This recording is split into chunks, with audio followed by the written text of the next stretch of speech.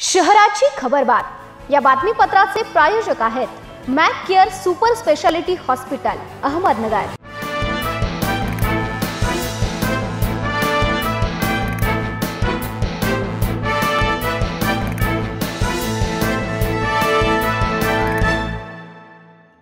नमस्कार, मी पूनम न्यूज 24 सह्याद्रीमध्ये आपलं स्वागत। पाहूयात नगर शहरातील महत्त्वपूर्ण बातम्यांचा आढावा। शहराच्या खबरबातमध्ये नवनागापूर येथील स्वप्नील दत्तात्रय जिने या तरुणाला MIDCतील एका कंपनीमध्ये 4 एप्रिलला अजित भांडे, अजय पटेकर व शाहरुख शेख अशा तिघांनी मिळून लोखंडी रॉड, लाकडी दांडके व लाथाबुक्यांनी मारहाण करून जीवे मारण्याची धमकी दिली।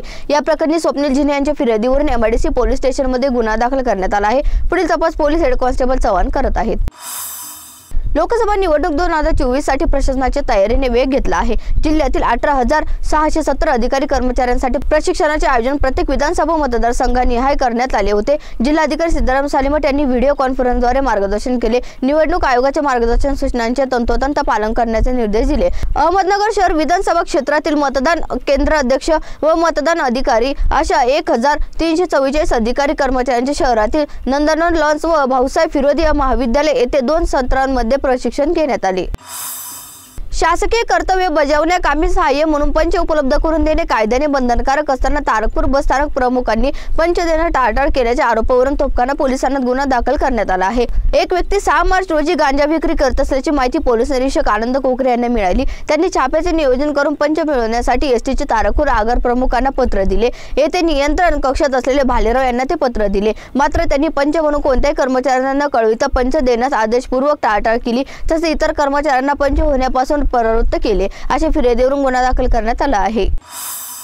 पावसाळ्यापूर्वी शहरातील रस्त्याचे पॅचिंग होणे गरजेचे आहे। महानगरपालिकेने या कामासाठी 50 लाखांच्या 2 अशा 1 कोटीच्या निवेदन प्रसिद्ध केले आहे, परंतु एकही ठेकेदार पॅचिंगचे काम करण्यास तयार नाही। त्यामुळे पावसाळ्यापूर्वी रस्त्याचे पॅचिंगचे काम पूर्ण करण्याचे मोठे आव्हान महापालिका प्रशासनासमोर निर्माण झाले आहे।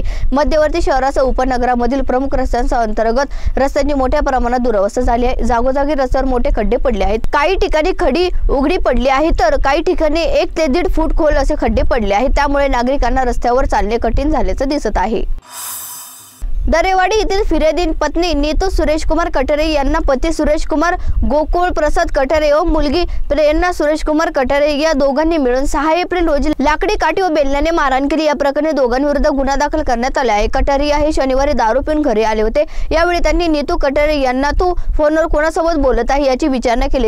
त्यानंतर त्यांनी मी माझ्या आत्याच्या पतीसोबत बोलत असल्याचं सांगितले। याचा राग आल्याने सुरेश कुमार यांनी नीतू यांना बेलण्याने डोक्यात मारहाण केली। तसेच मुलगी प्रेरणा हिने लाकडी काठीने मारहाण केली। या प्रकरणी भिंगर कॅम्प पोलीस ठाण्यात गुन्हा दाखल करण्यात आला आहे। शहराच्या खबरबातमध्ये त्या समूहात मात्र तुम्ही पाहत राहा न्यूज 24 सह्याद्री।